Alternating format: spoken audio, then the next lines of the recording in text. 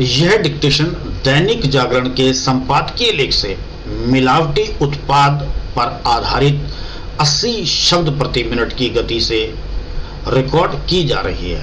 इस डिक्टेशन के अंत में इसकी आउटलाइन की पीडीएफ भी बनाई हुई है। प्रशिक्षार्थी उस पीडीएफ का भी लाभ उठा सकते हैं। यदि किसी प्रशिक्षार्थी को वो पीडीएफ की आवश्यकता है तो मुझे फोन करने पर, एसएमएस करने पर या व्हाट्सएप करने पर वो पीडीएफ उपलब्ध करा दी जाएगी। 10 सेकंड के बाद डिक्टेशन प्रारंभ होगी। रेडी?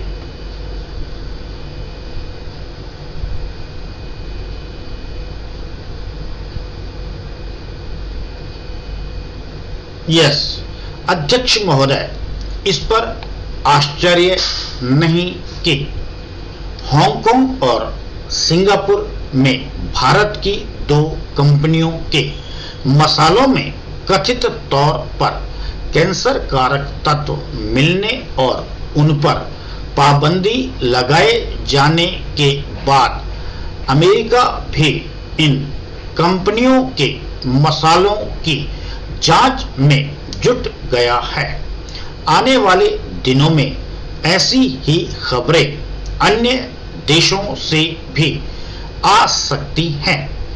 अंदेशा इसका भी है कि मसालों के साथ भारतीय कंपनियों के अन्य उत्पादों की गुणवत्ता को लेकर भी सवाल उठाए जा सकते हैं। जैसे जैसे भारतीय उत्पादों का निर्यात बढ़ेगा, उन्हें इस तरह की परेशानियों का सामना करना पड़ सकता है।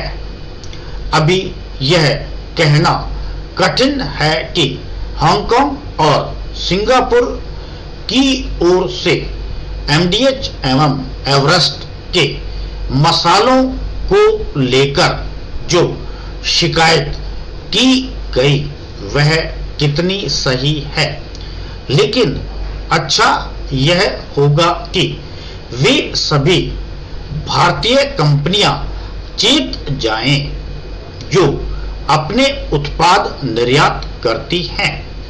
उनकी गुणवत्ता की गहन परख होने के साथ साथ प्रतिस्पर्धा अथवा ईर्ष्यावश भी उन्हें कटघरे में खड़ा किया जा सकता है।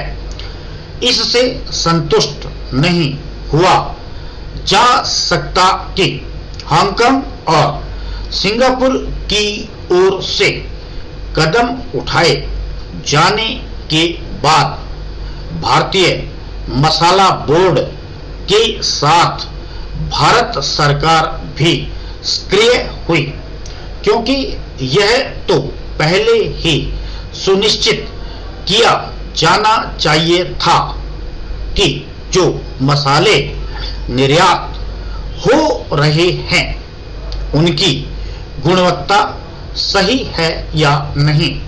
यह मानने के अच्छे भले कारण हैं कि भारतीय खाद्य सुरक्षा मानक प्राधिकरण अपना काम सही तरह नहीं कर पा रहा है। यह हाल में तब इंगित हुआ था जब बहुराष्ट्रीय कंपनी नेस्ले के उत्पाद सेरेलेक के बारे में यह सामने आया था कि उसमें चीनी की मात्रा अधिक है।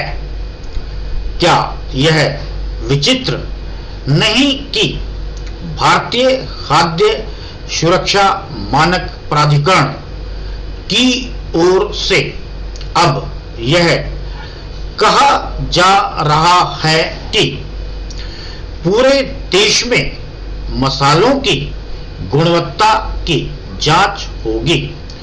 आखिर यह काम पहले क्यों नहीं हुआ?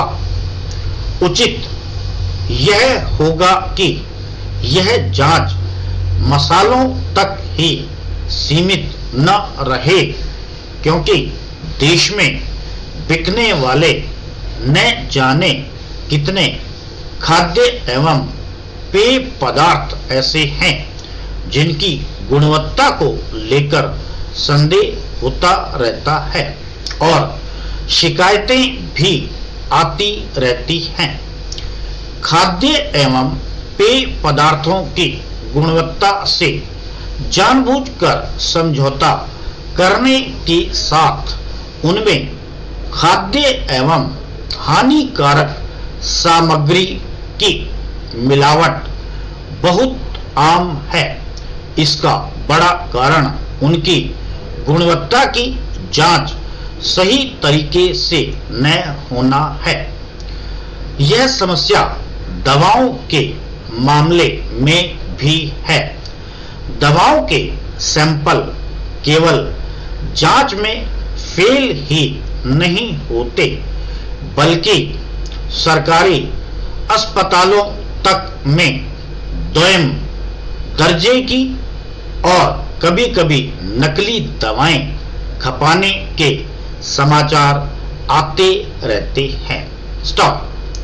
यह डिक्टेशन मिलावटी उत्पाद पर आधारित है और 80 शब्द प्रति मिनट की 5 मिनट से अधिक की डिक्टेशन रिकॉर्ड की गई है। प्रशिक्षार्थियों को सलाह दूंगा कि यदि आपने अपनी गति बढ़ानी है तो कम से कम वोवल्स स्वर का प्रयोग करें। स्वर वोवल्स केवल 2 जगह ही प्रयोग करें। एक, जब आपने बहुवचन का संकेत करना हो। दूसरा, जब 2 शब्दों में, 2 वाक्यों में, 2 शब्द चिन्हों में या 2 वाक्यांशों में या 2 संक्षिप्त शब्दों में यदि आपको अंतर करना है या वाक्य संदर्भ से आप किसी वाक्य को नहीं पढ़ पा रहे हैं, तभी आपने स्वर का प्रयोग करना है, वरना आपने स्वर का प्रयोग नहीं करना है। ठीक है। इसकी आउटलाइन भी लिखी हुई है, आप इन आउटलाइन का भी लाभ ले सकते हैं।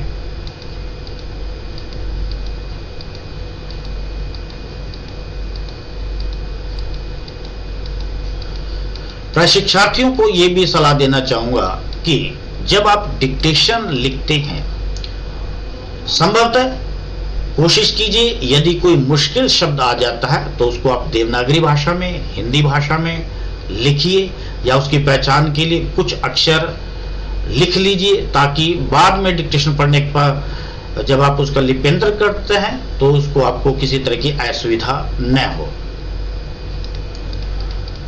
डिक्टेशन लिखने के बाद जब आप उसको पढ़ते हैं, यदि कोई मुश्किल शब्द आता है तो उसके लिए आउटलाइन बनाएं। उसके लिए आप बार बार अभ्यास करें ताकि इस तरह का शब्द यदि आपको पास दोबारा आता है तो आप उसे आसानी से लिख सकें। प्रशिक्षार्थी इन आउटलाइनों का भी लाभ ले सकते हैं।